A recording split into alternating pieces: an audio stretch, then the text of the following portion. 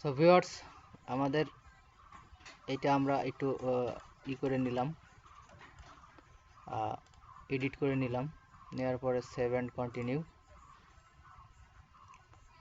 Save দেওয়ার পরে এটা সেভ হয়ে গেছে আমাদের দ্বিতীয় অপশনে। এখানে হচ্ছে যে আমার ওই ডিসক্রিপশন, গিগের যে ডিসক্রিপশন আছে সেই ডিসক্রিপশন, এই ডিসক্রিপশনটা আমি বানায় রাখছি।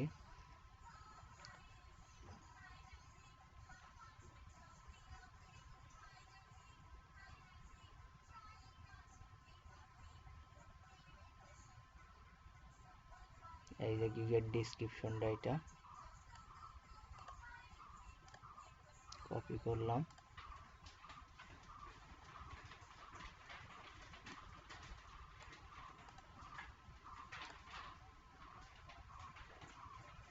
ওকে।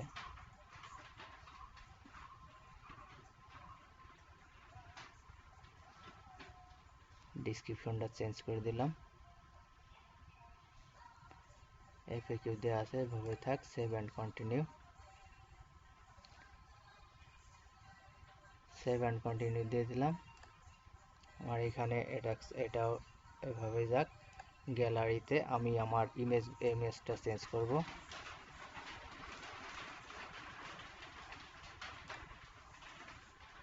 ইমেজ ডিলেট,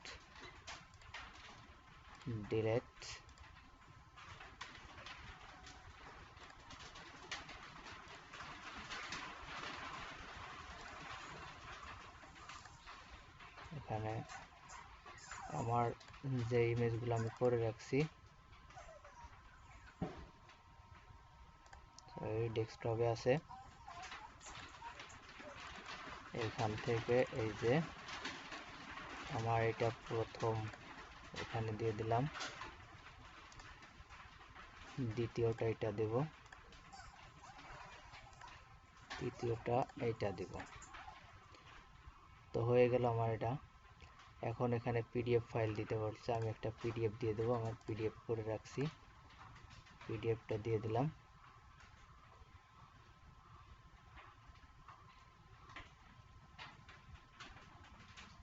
এখন যে সেভ অ্যান্ড কন্টিনিউ,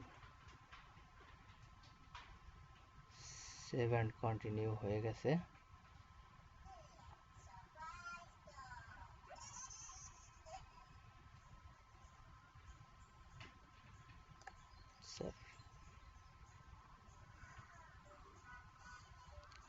তো এভাবেই আপনারা করবেন, গিগ এডিট করে দিবেন। এখন আমরা যাই দেখব আমাদের গিগটা আসলে ঠিকঠাক মতো জায়গা মতো হয়েছে কিনা। আমরা প্রোফাইলে ঢুকবো, প্রোফাইলে ঢোকার পরে এই দেখেন, এই যে আমার কমপ্লিটলি আমার গিগের সব কিছু আমি চেঞ্জ করে দিছি, আমার চেঞ্জ হয়ে গেছে। তো এখন এই গিগটা যদি আমি ওপেন করি, এই যে দেখেন ভাইরা, আমার গিগ, আমি যে সব জিনিস চেঞ্জ করছি সব জিনিস আমার এখানে চেঞ্জ হয়ে গেছে, সব চেঞ্জ হয়ে গেছে, দেখছেন? এভাবে আপনারা আপনাদের গিগে যদি কখনো এরকম ইমপ্রেশন ক্লিক না পড়ে, সেই ক্ষেত্রে আপনারা এভাবে গিগ এডিট করতে পারেন। গিগ এডিট করলে দেখবেন 24 ঘন্টা পরে গিগের ইমপ্রেশন বেড়ে যাচ্ছে।